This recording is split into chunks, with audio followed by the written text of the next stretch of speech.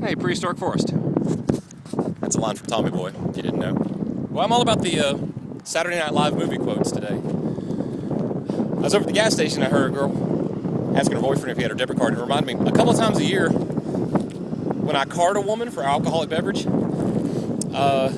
she will ask her husband, her boyfriend, whoever guy she's with, hey, do you have my license? Like in his wallet or on him?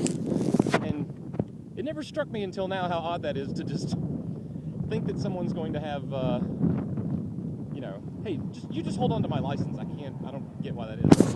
But two things have just kind of given me reason to possibly get deterred from going to the Grand Canyon. I'm about halfway between where I got off of 40 to the South Rim. And it occurred to me, so I don't run into another situation where I don't have cash. I asked the lady at the counter, I was like, can I get cash back here in case I can only pay cash to get in the park? And she's like, no, but there's a machine over there where you can go ahead and buy your $25 ticket. And I was like, $25. I'm sure it's worth it. But the thing is, I was planning on just kind of like seeing a couple of things and taking off.